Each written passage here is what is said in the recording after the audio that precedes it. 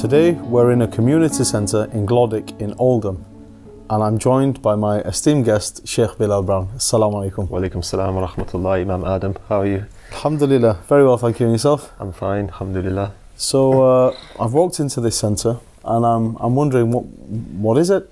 So this building, we started here a few weeks ago. This was given to us by the council for a very low price, and inshallah there's a lot of prospect, a lot of potential in this building. Number of things that we want to do here. So we want to have classes, educational classes, GCSE classes here to help the students with their GCSEs. We intend to turn one section of it into a state-of-the-art cardiovascular gym. The swimming pool that is currently in the other room at the moment, that inshallah will be filled in and turned into a multi-purpose hall.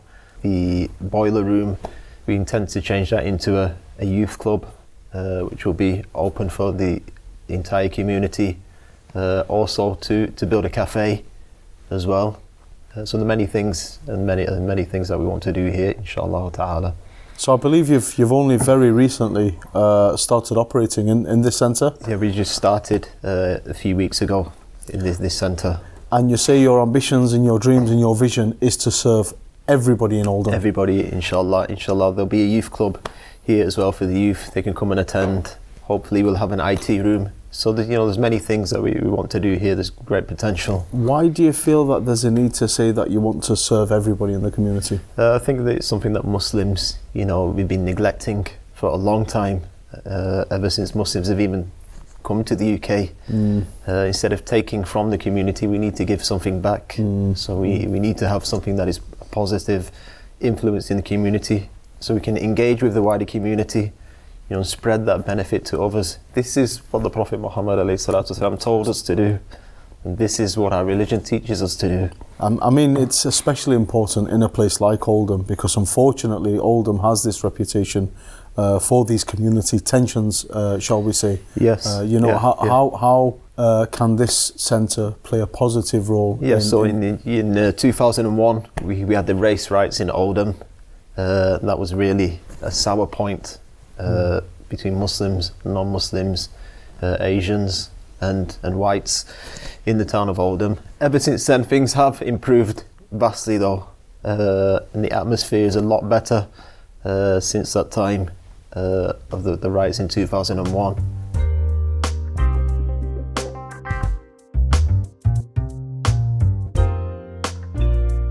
I was born in Manchester, in Withington Hospital. I was brought up in Moss Side. When I was about 8 years old, I moved to Oldham, and I've been living in Oldham. I married here and settled here now. Yeah, have you been in the same area that you were brought up in, or have you moved about? I've moved around. I was in Werneth to begin with. Now I live in Saddleworth, so I've moved around here and there. I've been in Chadderton as well. And of all the places in Oldham, what's your favourite place? I think my favourite place is, it has to be Saddleworth. Anybody that goes to Saddleworth and does Dovestone Reservoir, Indian's Head, and all the beautiful scenery there, they're just amazed by that. So that place really, it's a really amazing place to reflect upon our future destination in reality. So going back to what we were talking about before, in terms of some of the friction between communities here in Oldham, how do you see yourself being a bridge between the two communities? I think we have a great opportunity. We're using this community centre to bring the two communities together under one platform, under one purpose. And we hope to have a holistic approach here at this centre. So this is our aim, by engaging in the wider community, inviting people in. This isn't just for the Muslims, like I said, it's for everybody. And inshallah this is how we'll do that.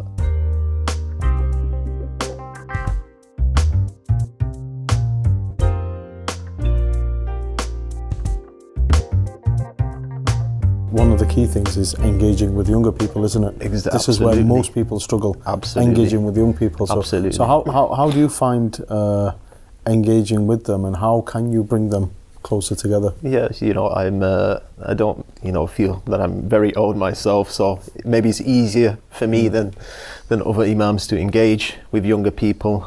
So, we set up many activities, playing football, with the youth, taking them out, going out on trips with them. We may go on trips abroad to Umrah or to different countries. We, try to engage them in community centres, try to get them into the mosque, into classes.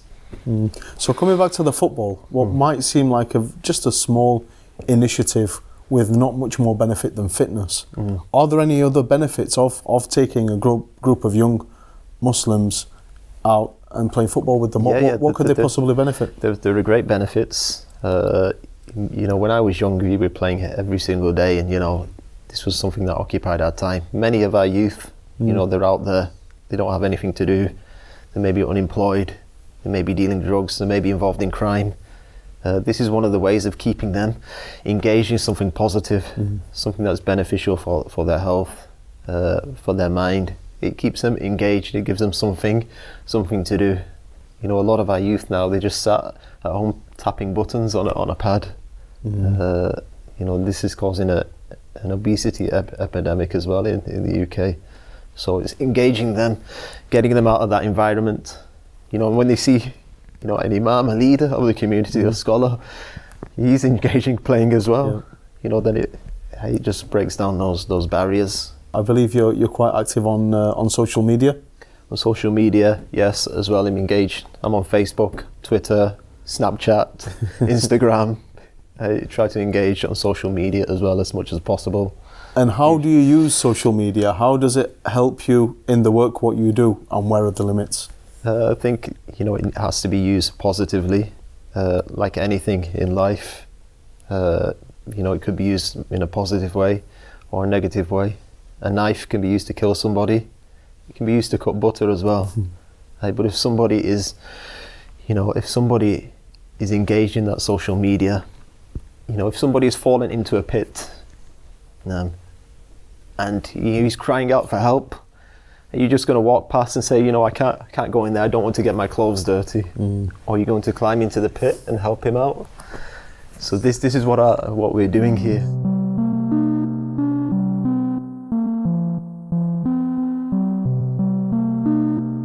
I believe also besides this, you do lots of work with the wider non-Muslim communities. You receive groups of school children into the mosque, and you explain to them about the mosque, give them a tour and the basics of Islam. Also, we do this twice a year at least. We have a presentation, there's an exhibition about Islam in the mosque every year in the month of Rabi' al-Awwal, a seerah exhibition about the Prophet's life that goes on every year. Non-Muslims are welcome to come in at any time, look around that exhibition and ask questions. Also, we go out as well. We speak to the wider public. Why is it important to invite and accept non-Muslims into the mosque? I think Muslims, we need to be more proactive. We can't expect the non-Muslims just to come to us and say we want to engage. We have to open our doors and invite them in and say, come into the masjid. There's nothing going on here. There's no bomb making here. There's no guns. There's no terrorists here. Come inside. Come and have a look. Have a look at what we're doing. Sit down with us. Let's discuss. Let's have a conversation. Let's engage in dialogue. This is how we break down those barriers and those negative stereotypes. So what advice in general would you give to the Muslim community to be able to receive people who want to become Muslim? They need to be more welcoming. They need to have clemency. They need to accept people as they are. You became Muslim, we're going to accept you no matter what, as you are. They need to not be harsh on others, rather be harsh upon yourself, not to judge those who are new to Islam. Your job isn't here to judge, your job is here to accept those who are new to Islam and welcome them and make them feel comfortable in the religion.